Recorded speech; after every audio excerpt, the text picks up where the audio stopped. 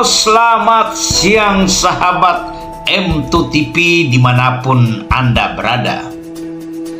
Kembali kami hadir untuk mengulas info-info menarik.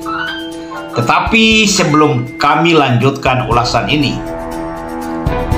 sangat perlu untuk kami menyapa para mantan tim sukses gubernur, bupati, dan wali kota, juga mantan tim sukses legislatif tahun 2019. Bagaimana kabar kalian? Semoga baik-baik saja. Dan apakah ada yang sudah sukses? Kalau sudah sukses, alhamdulillah. Tetapi jika belum sukses, sabar saja. Itu semua cobaan. Sebentar lagi Anda akan dicari untuk menjadi tim sukses juga. Tapi perlu kami ingatkan, jangan sampai tergoda iman Anda terjual dengan nasi bungkus dan uang recehan. Tidak mungkin Anda akan dibohongkan lagi. Jika Anda akan tetap menjadi tim sukses, sebetulnya saya perlu pertanyakan, bagaimana mungkin Anda akan tetap menjadi tim sukses untuk mensukseskan orang lain, sedangkan diri Anda saja belum sukses? Baiklah sahabat M2TV, kali ini kami akan mengulas tentang dana hibah diusut KPK dan Kejaksaan. Penjara di seluruh Indonesia akan penuh.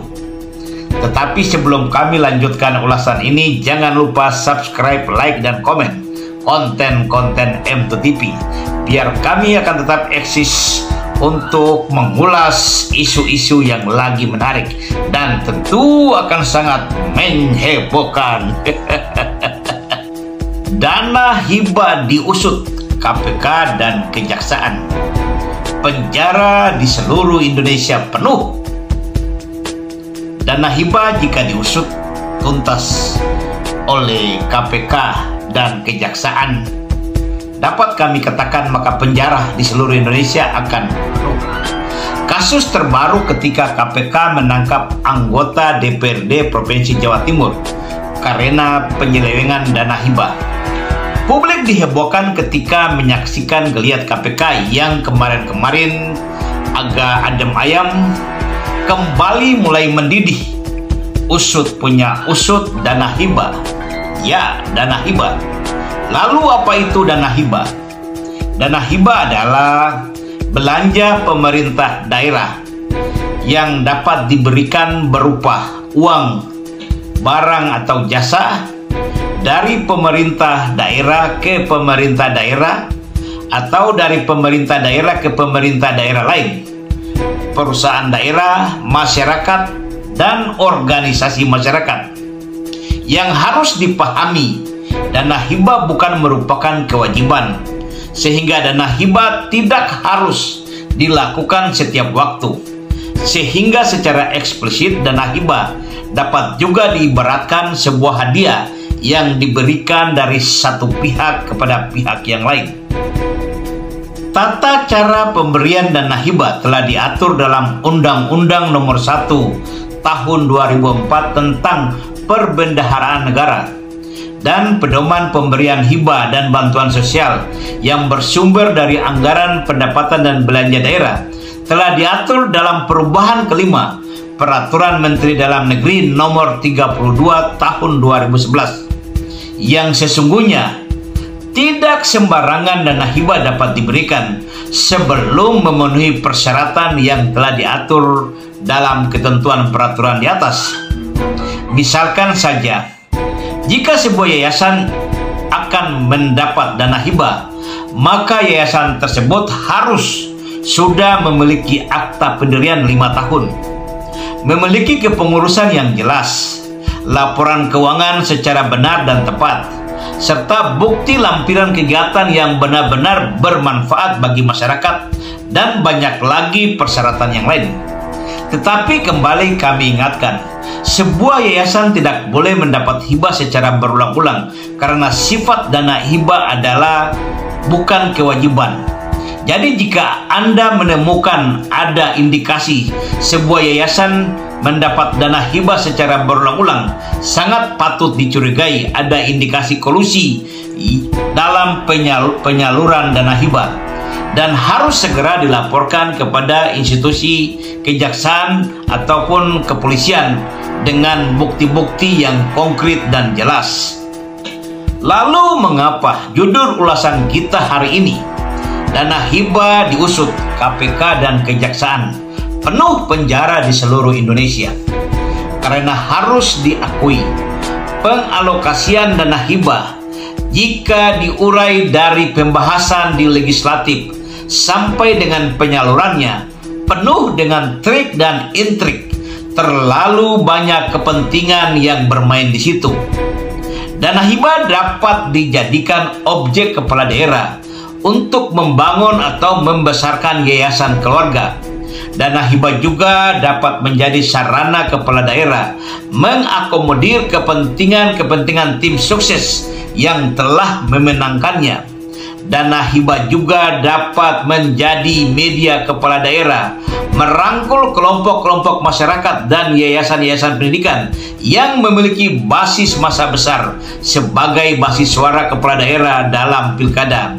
Dan dana hibah juga adalah sarana legislatif membuka yayasan pendidikan baru sebagai persiapan ketika mereka tidak menjadi DPR lagi. Tidak jarang kita melihat sebuah yayasan pendidikan mewah di satu lingkungan. Nilai aset dari yayasan tersebut puluhan bahkan ratusan miliar rupiah. Usut punya usut, yayasan pendidikan dimaksud milik seorang pegawai pemerintah daerah. Parahnya lagi, pembangunan yayasan tersebut berasal dari dana hibah pemerintah daerah. Apakah hibah ini memenuhi syarat dan ketentuan peraturan yang berlaku? Yang jelas, jika tidak ada kolusi, tidak mungkin yayasan mendapatkan hibah dalam jumlah besar. Apalagi kalau ketahuan dana hibah itu diberikan secara berulang-ulang. Jika ini terjadi, maka aparat penegak hukum harus melakukan pengusutan karena diduga telah terjadi perbuatan tindak pidana korupsi. Kalau yayasan pendidikan yang mendapat hibah dari pemerintah daerah menjalankan kegiatan belajar mengajar secara gratis, mungkin tidak mengapa.